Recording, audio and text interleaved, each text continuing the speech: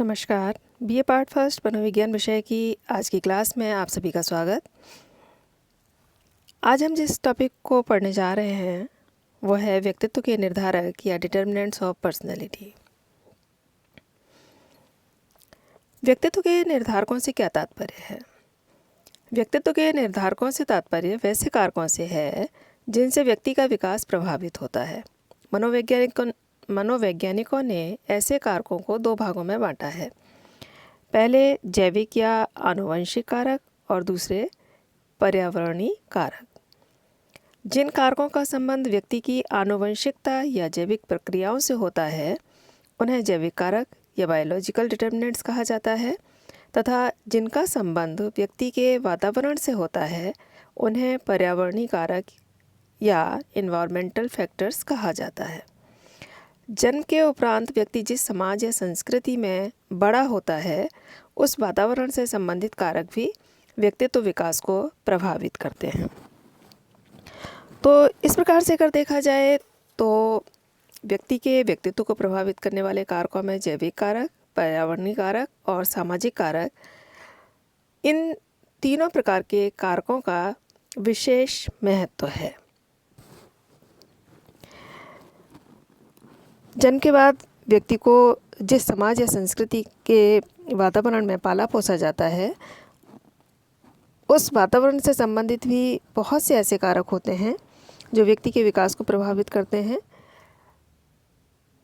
और इन्हीं को हम सामाजिक कारकों की श्रेणी में रख सकते हैं। इन सभी प्रकार के कारकों की व्याख्या इस प्रकार से की जा सकती है। सबसे पहले तो कि जैविक कारक या आनुवंशिक कारकों को हम कितने भागों में बांट सकते हैं।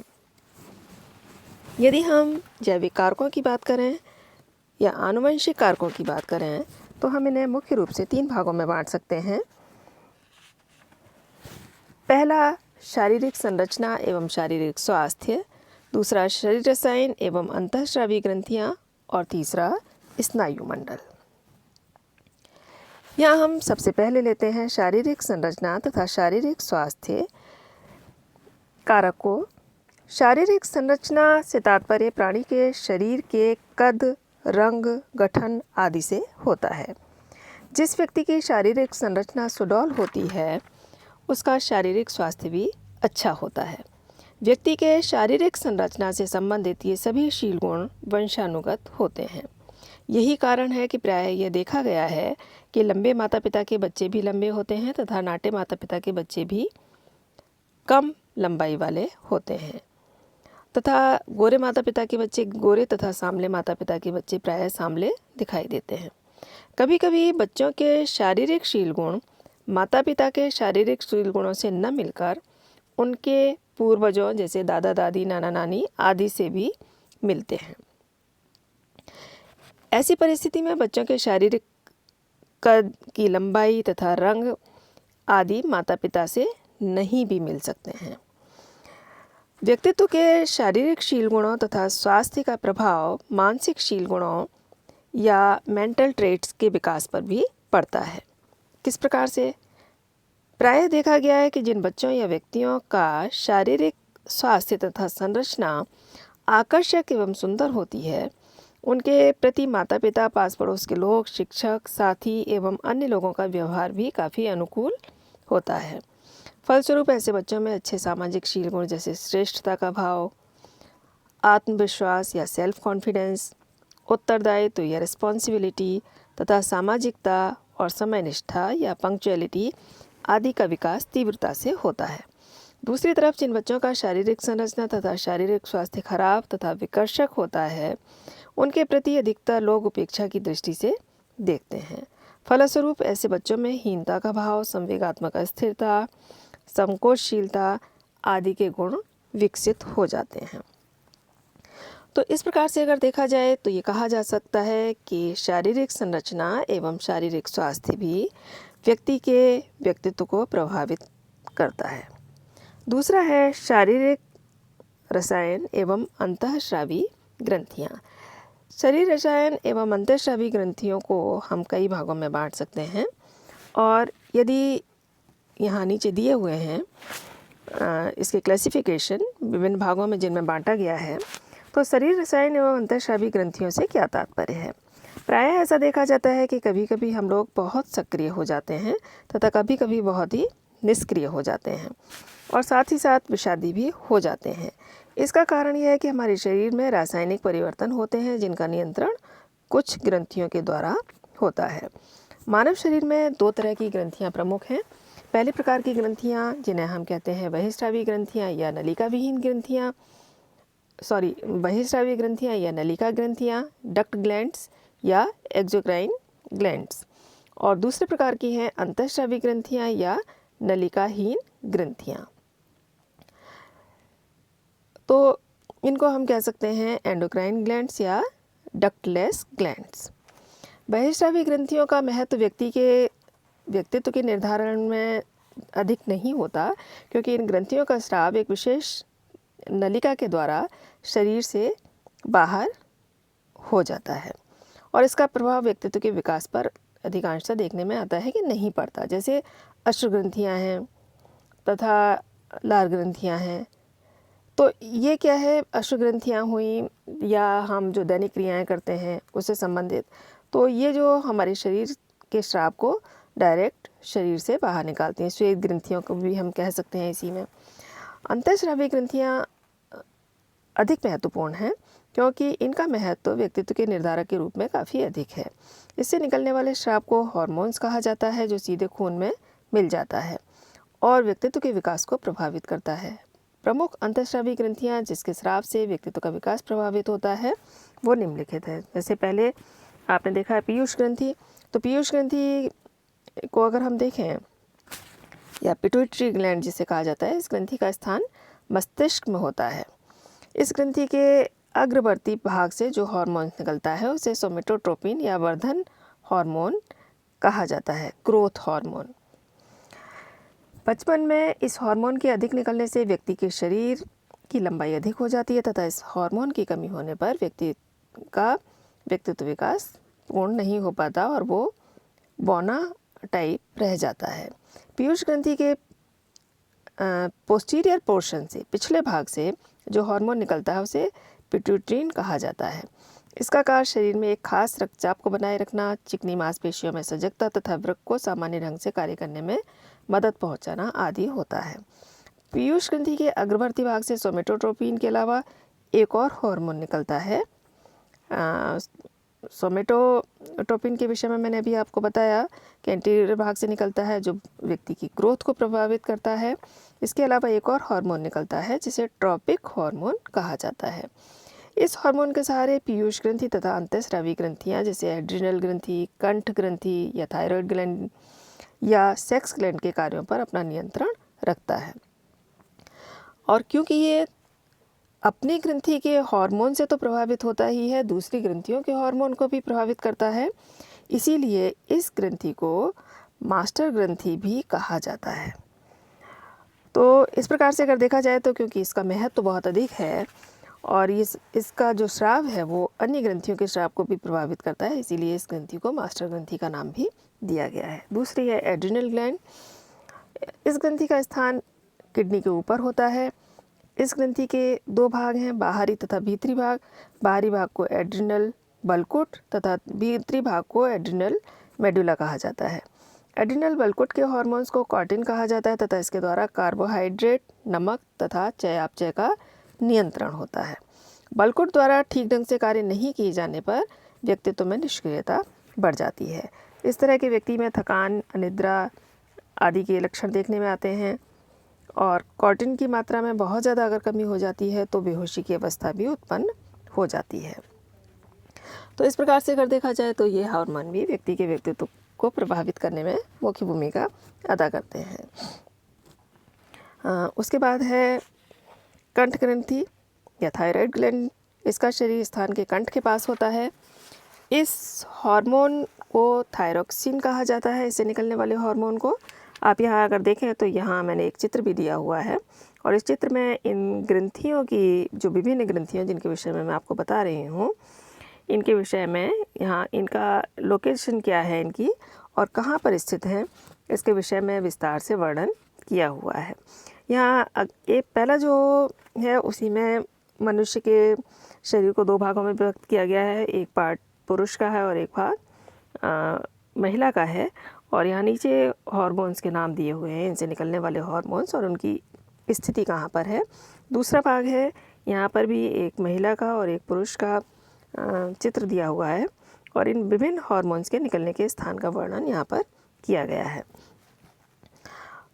तो थायरॉक्सिन हार्मोन का पूरे शरीर के चयापचय क्रियाओं पर पड़ता है इसका प्रभाव, और इसके द्वारा व्यक्ति के शरीर का विकास भी प्रभावित होता है। बचपन में अगर थायरॉक्सिन की कमी बच्चों में हो जाती है तो उसमें बौनेपन की स्थिति दिखाई देती है, और इसकी यदि वयस्क अवस्था तक, एडल्टहुड तक अगर इसकी कमी देखने में आती है तो शारीरिक अवस्था एक दिखाई देती है जिसे माइक्सटेमा कहा जाता है।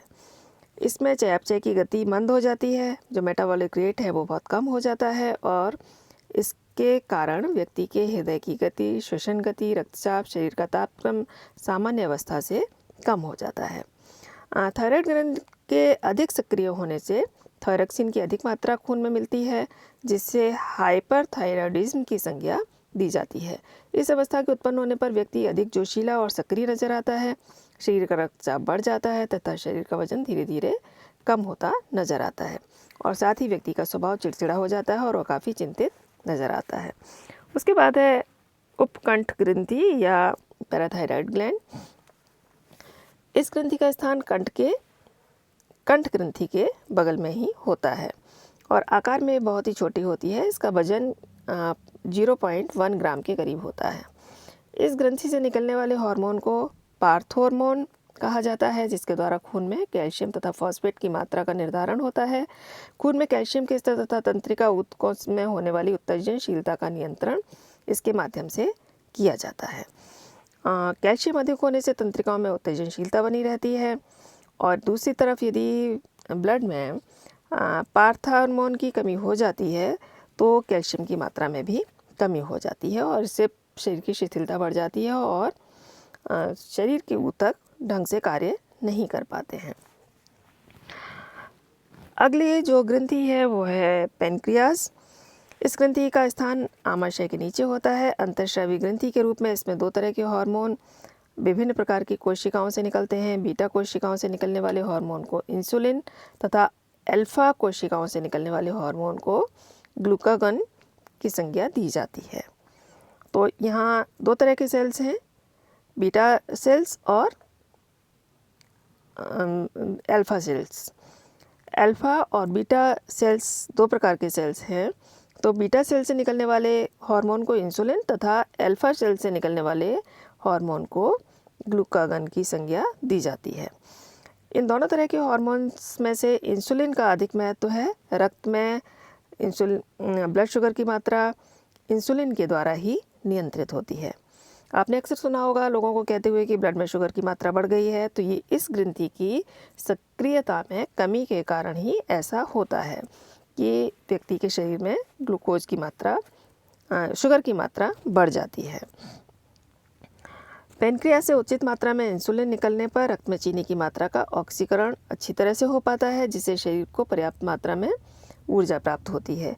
यदि इंसुलिन की मात्रा कम निकलती है तो रक्त में चीनी की मात्रा का स्तर अधिक हो जाता है, और इसी वजह से व्यक्ति को ये कहा जाता है कि यह व्यक्ति डायबिटिक है। दूसरी तरफ जब इंसुलिन अधिक मात्रा में उत्पन्न होता है तो इससे रक्त में चीनी की मात्रा का ऑक्सीकरण अधिक होता है, फलस्वरूप रक्त में चीनी की मात्रा का स्तर ज़रूरत से ज़्यादा कम हो जाता है। इस अवस्था को हाइपोग्लिसेमिया कहा जाता है, और ऐसी अवस्था में व्यक्ति चिंतित नजर आता है। व्यक्ति में भ्रम तथा विभ्रम अधिक होने लगते हैं तथा साथ ही व्यक्ति बेहोशी की अवस्था में भी कभी कभी चला जाता है यदि उसके रक्त में शर्करा की मात्रा का स्तर अधिक कम हो जाता है। तो अगली जो ग्लैंड है वो है यौन ग्रंथि या सेक्स ग्लैंड्स। महिलाओं की यौन ग्रंथि को ओवरी तथा पुरुष की यौन ग्रंथि को टेस्टिकल्स कहा जाता है। अंड ग्रंथि से निकलने वाले हार्मोन को या टेस्टिकल्स से निकलने वाले हार्मोन को एंड्रोजन कहा जाता है और इसके दो मुख्य प्रकार हैं, टेस्टोस्टेरोन तथा एंड्रोस्टेरोन। इसमें इस हार्मोन के कारण पुरुषों में प्राथमिक तथा गौण यौन गुण का विकास होता है। यौवन अवस्था आने पर इस हार्मोन्स की मात्रा में वृद्धि हो जाती है तथा उसमें व्यक्ति में परिपक्वता के लक्षण दिखाई देने लग जाते हैं। ओवरी से निकलने वाले हार्मोन्स को एस्ट्रोजन तथा प्रोजेस्टेरोन कहा जाता है। एस्ट्रोजन की मात्रा खून में बढ़ने से लड़कियों जैसे गुण विकसित होते हैं और प्रोजेस्टेरोन के द्वारा गर्भधारण करने के योग्य लड़कियां हो पाती हैं। तो इस प्रकार से अगर देखा जाए तो ये दोनों हार्मोन व्यक्ति में परिपक्वता के लक्षण, शारीरिक परिपक्वता के लक्षणों से संबंधित हैं और इन्हीं हार्मोन के कारण परिपक्वता से संबंधित लक्षण व्यक्तियों में दिखाई देते हैं। तो ये जो वर्णन किया गया है इससे स्पष्ट होता है कि भिन्न भिन्न अंतःस्रावी ग्रंथियों का प्रभाव व्यक्तित्व के शारीरिक शील गुणों तथा मानसिक शील गुणों पर काफ़ी पड़ता है। यद्यपि ये सभी अंतःस्रावी ग्रंथियाँ एक दूसरे से स्वतंत्र होकर कार्य करती हैं, फिर भी आपस में इन ग्रंथियों की अंतःक्रिया होती है, जिसका परिणाम ये होता है कि यदि किसी एक ग्रंथि का कार्य कुछ मंद पड़ जाता है तो उस ग्रंथि के कार्य को थोड़ी सी मात्रा में दूसरे ग्रंथि द्वारा पूरा किया जाता है। इसके बाद में मैंने आपको तीसरा प्रकार बताया था, स्नायु मंडल या नर्वस सिस्टम। व्यक्तित्व के जैविक निर्धारकों में स्नायु मंडल का स्थान प्रमुख है। मनोवैज्ञानिकों का सामान्य विचार यह है कि जिन व्यक्तियों का स्नायु मंडल अधिक विकसित तथा जटिल होता है उनकी बुद्धि अधिक होती है तथा उनमें परिस्थिति के साथ समायोजन करने की क्षमता भी अधिक होती है। ऐसे व्यक्तियों या बच्चों के प्रति समाज के अन्य लोगों की मनोवृत्ति पॉजिटिव होती है या फेवरेबल होती है और इन लोगों द्वारा उनकी प्रशंसा अधिकतर की जाती है। इसका परिणाम यह होता है कि ऐसे व्यक्तियों या बच्चों में सामाजिक शील गुण जैसे उत्तरदायित्व, समय निष्ठा, सांवेगिक स्थिरता, आत्मविश्वास, अहम शक्ति आदि का विकास तेजी से होता है। दूसरी तरफ यदि व्यक्ति का स्नायु मंडल कम विकसित होता है तो ऐसी अवस्था में व्यक्ति कम बुद्धि का होता है तथा उसकी अभियोजन क्षमता या जो कहा जाए समायोजन क्षमता है उसमें भी कमी होती देखने में आती है। नेक्स्ट है आपके सामाजिक कारक। सामाजिक कारकों को अगर हम देखें तो प्रत्येक व्यक्ति एक समाज में रहता है। समाज की परिस्थितियां जैसे सामाजिक समूह, सामाजिक संस्थान, परिवार, पास पड़ोस आदि का प्रभाव व्यक्तित्व के विकास पर पड़ता है। मनोवैज्ञानिकों ने इन कारकों से संबंधित बहुत से प्रयोगों का भी वर्णन किया है। इन सभी कारकों की व्याख्या संभव नहीं है, लेकिन फिर भी मुख्य मुख्य जो कारक हैं उनका वर्णन यहाँ पर उचित जान पड़ता है। इनमें पहला है माता तथा पिता। जन्म के बाद बच्चे की पहली अंतःक्रिया जो होती है वो माँ के साथ और फिर पिता के साथ होती है। माता पिता कई प्रकार के होते हैं। कुछ माता पिता अपने बच्चों को ज़रूरत से ज़्यादा दुलार प्यार देते हैं, कुछ काफ़ी सख्ती से पेश आते हैं और कुछ समय के अभाव के कारण अपने बच्चों को उचित मात्रा में दुलार प्यार चाह कर भी नहीं दे पाते। मनोवैज्ञानिकों के प्रयोगों से स्पष्ट हो गया है कि अधिक दुलार प्यार देने वाले माता पिता के बच्चों में बड़ा होने पर असुरक्षा की भावना, घबराहट का शील गुण तथा समायोजन से संबंधित समस्याएं अधिक होती हैं, क्योंकि ऐसा माना जाता है कि अधिक प्रोटेक्शन के कारण उनमें स्वावलंबन की या आत्मनिर्भरता की भावना कम विकसित हो पाती है। साथ ही सख्ती से पेश आने वाले माता पिता के बच्चों में अधीनस्था या सबमिसिवनेस का गुण अधिक विकसित हो जाता है। साथ ही ये भी देखने में आता है कि जिन माता पिता से बच्चों को उचित मात्रा में दुलार प्यार नहीं मिल पाता, ऐसे बच्चे लज्जालु तथा सांवेगिक रूप से अस्थिर कहे जा सकते हैं। फिर है पारिवारिक सदस्यों का आपसी संबंध। कुछ परिवार ऐसे होते हैं जिनमें माता पिता एक दूसरे के प्रति स्नेह, भाई बहनों का एक दूसरे के प्रति स्नेह एवं अनुराग तथा परिवार के अन्य सदस्यों को भी एक दूसरे के स्नेह प्यार मजबूती के साथ में मिलता है। इस तरह के वातावरण में पलने वाले बच्चे परिवार के अन्य सदस्यों का अनुकरण करते हैं और वैसा ही करना सीखते हैं, क्योंकि बच्चे के व्यक्तित्व का जब विकास हो रहा होता है तो उस व्यक्तित्व के विकास के साथ ही उसमें लर्निंग की प्रोसेस भी चल रही होती है, सीखने की प्रक्रिया भी चल रही होती है। व्यक्ति अपने चारों तरफ के वातावरण से बहुत कुछ सीखता है। तो परिवार में वो जिस तरह की चीज़ें सीखता है उसी तरह की चीज़ें वो दूसरों के साथ भी करता है। तीसरा है इसमें जन्म क्रम, बर्थ ऑर्डर। मनोवैज्ञानिकों ने इससे संबंधित बहुत सारे अध्ययन किए हैं। एडलर ने जन्म क्रम को 4 भागों में बांटकर अध्ययन किया है। प्रथम जन्म क्रम, मध्य जन्म क्रम, अंतिम जन्म क्रम तथा इकलौता बच्चा। तो इस प्रकार से एडलर ने जो स्टडी की है उसमें उन्होंने बताया है कि प्रथम जन्म क्रम वाले बच्चे एकांत प्रिय तथा अंतर्मुखी होते हैं, मीन्स जिनका जन्म पहले नंबर पर होता है, जो प्रथम संतान है माता पिता की, वे एकांत प्रिय और अंतर्मुखी स्वभाव के होते हैं। सबसे अंतिम जन्म क्रम वाले बच्चों में हीनता का भाव, फीलिंग ऑफ इन्फीरियोरिटी अधिक पाया जाता है तथा आत्मविश्वास तथा आत्मनिर्भरता की कमी ऐसे बच्चों में देखने में आती है। इकलौते बच्चों में दूसरों पर निर्भरता तथा आत्मनिर्भरता आदि का शील गुण विकसित होता है। ऐसे बच्चे स्वार्थी भी अधिक होते हैं क्योंकि वे अकेले रहते हैं तो अपनी चीज़ों को दूसरों के साथ में शेयर करना और बांटना पसंद नहीं करते तथा वे ज़्यादा अपने आप में एक तरह से अटेंशन सीकर होते हैं। स्कूली प्रभाव, बच्चों के व्यक्तित्व के विकास पर स्कूल के वातावरण का भी प्रभाव पड़ता है।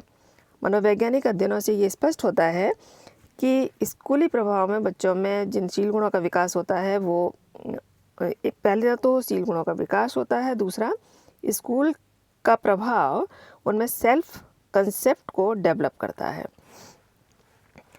तो हरलॉक ने इससे संबंधित जो अध्ययन किए हैं उनमें देखने में आया है कि सामवेगिक वातावरण, शिक्षक, अनुशासन, शैक्षिक उपलब्धि आदि का प्रभाव बच्चों के व्यक्तित्व के विकास पर सबसे अधिक पड़ता है। तो इस आधार पर अगर देखा जाए तो ये कहा जा सकता है कि स्कूल भी एक महत्वपूर्ण कारक के रूप में देखने में आता है व्यक्ति के व्यक्तित्व विकास में। उसके साथ ही पास पड़ोस, बच्चों में व्यक्तित्व पर पास पड़ोस का भी प्रभाव पड़ता है। यदि पास पड़ोस के लोग सभ्य तथा पढ़े लिखे होते हैं तो इससे बच्चों में अच्छे शील गुणों का विकास होता है। ऐसे बच्चों में अनुशासन की भावना, समझदारी, उत्तरदायित्व, आत्मसम्मान आदि शील गुण विकसित होते हैं। लेकिन यदि दूसरी तरफ पास पड़ोस में चोर, डकैत, अपराधी व्यक्तित्व वाले व्यक्ति होते हैं तो बच्चे उन व्यवहारों का अनुकरण करने लगते हैं और धीरे धीरे उनमें असामाजिकता के लक्षण, गुण विकसित होने लगते हैं। फिर है सोशल एक्सेप्टेंस या सामाजिक स्वीकृति। सामाजिक स्वीकृति से तात्पर्य व्यक्ति को अन्य व्यक्तियों जिन्हें वो महत्वपूर्ण समझता है द्वारा प्रशंसा तथा अप्रूवल या अनुमोदन से होता है। प्रायः देखा गया है कि व्यक्ति अपने माता पिता, शिक्षक तथा साथियों से सामाजिक स्वीकृति की तीव्र इच्छा रखते हैं। सामाजिक स्वीकृति से तात्पर्य है कि जो वो कार्य कर रहे हैं उससे उनमें शाबाशी मिले, वो उन्हें उस कार्य को करने के आधार पर शाबाशी दें। तो इसके साथ ही यह भी देखने में आता है कि ऐसी परिस्थिति जब उत्पन्न होती है तो व्यक्ति में उन शील गुणों को विकसित करने की कोशिश करता है व्यक्ति जिनके द्वारा वह महत्वपूर्ण व्यक्तियों को प्रसन्न रखकर उनकी स्वीकृति तथा अनुमोदन प्राप्त कर सके। जिन्हें सामाजिक समूह जिनमें माता पिता, शिक्षक, साथी, संगी आदि प्रमुख होते हैं, इनके द्वारा वो स्वीकृति चाहता है और जब वो स्वीकृति मिलती है तो उसमें आत्मविश्वास, नेतृत्व का गुण, श्रेष्ठता का भाव आदि लक्षण विकसित होते हैं।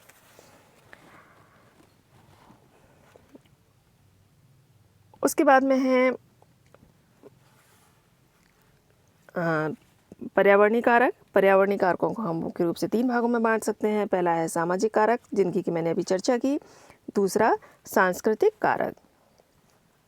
सांस्कृतिक कारकों की जब हम बात करें तो व्यक्तित्व के विकास में संस्कृति का भी योगदान होता है। संस्कृति एक व्यापक शब्द है। इस शब्द का अर्थ है समाज के रीति रिवाज, आदत, परंपराएं, रहन सहन, तौर तरीके आदि से है। प्रत्येक समाज की अपनी एक विशेष संस्कृति होती है और चूंकि प्रत्येक व्यक्ति किसी न किसी समाज में जन्म लेता है अतः उस समाज की संस्कृति का प्रभाव उसके व्यवहार एवं व्यक्तित्व पर काफ़ी पड़ता है। एक भारतीय महिला बहुत दिनों के बाद किसी परिचित से मिलने पर दोनों हाथ जोड़कर नमस्कार कर अपनी प्रसन्नता व्यक्त करती है, परंतु एक अमेरिकन को देखा जाए तो वो हाथ मिला करके इस तरह से अपनी प्रसन्नता व्यक्त करते हैं। तो ये क्या है? क्योंकि ये एक तरह से संस्कृति का प्रभाव है।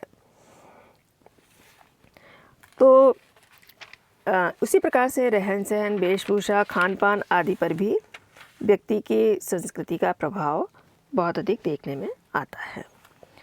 और उसके बाद में है आर्थिक कारक या इकोनॉमिक फैक्टर्स। व्यक्तित्व के शील गुणों के निर्माण में परिवार की जो स्थिति है वो उस तो प्रभाव डालती ही है, उसके साथ ही व्यक्ति की आर्थिक स्थिति क्या है उसका भी प्रभाव पड़ता है। आर्थिक स्थिति ठीक नहीं होने से व्यक्तित्व के विकास तथा शील गुणों के निर्माण पर अच्छा प्रभाव नहीं पड़ता।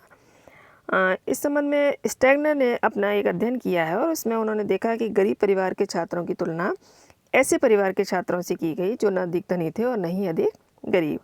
परिणाम में देखा गया कि गरीब परिवार के छात्रों में हीनता की भावना, सांवेगिक अस्थिरता, शर्मीलापन तथा सामाजिक अगुवाई में सोशल इनिशिएटिव लेकर के कार्य करने की क्षमता में कमी देखने में आई। औसत परिवार के छात्रों की अपेक्षा इन बच्चों में ये चीज़ें सभी अधिक मात्रा में देखी गई। कौन कौन सी चीज़ें? हीनता का भाव, सांवेगिक अस्थिरता, शर्मीलापन तथा सोशल इनिशिएटिव लेने की क्षमता। तो इस तरह से देखा जाए तो ये कहा जा सकता है कि ये लक्षण, आर्थिक कारक व्यक्ति के व्यक्तित्व को प्रभावित करते हैं, लेकिन हमेशा ऐसा नहीं होता। बहुत से ऐसे भी उदाहरण हैं जिनसे पता चलता है कि गरीब परिवार में जन्म लेने वाले तथा पाले पोसे जाने के बावजूद भी उनके व्यक्तित्व में सामाजिक शील गुण जैसे उत्तरदायित्व, आत्मविश्वास, नेतृत्व, उच्च अहम शक्ति आदि काफ़ी विकसित थे। इसमें एक बहुत महत्वपूर्ण उदाहरण दिया जा सकता है स्वर्गीय लाल बहादुर शास्त्री जी का, जो भारत के भूतपूर्व प्रधानमंत्री रहे हैं।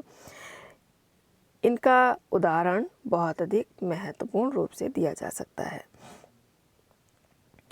तो इस प्रकार से अगर देखा जाए तो पर्यावरणीय कारकों में सामाजिक कारक, सांस्कृतिक कारक और आर्थिक कारक, इन तीनों ही प्रकार के कारकों की महत्वपूर्ण भूमिका रहती है। सामाजिक कारकों के साथ ही जुड़े हुए मनोवैज्ञानिक कारक भी हैं, जैसे माता पिता, परिवार, घर, आस पड़ोस, ये सब उसके मानसिक स्वास्थ्य को भी, मानसिक जो कहा जाए व्यवहार को भी प्रभावित करते हैं।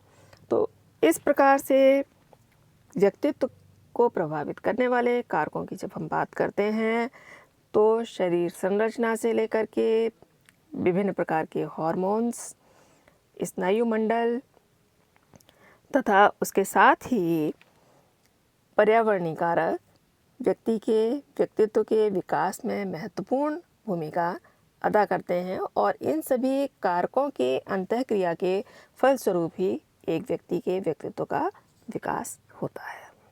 आज बस इतना ही। Thank you.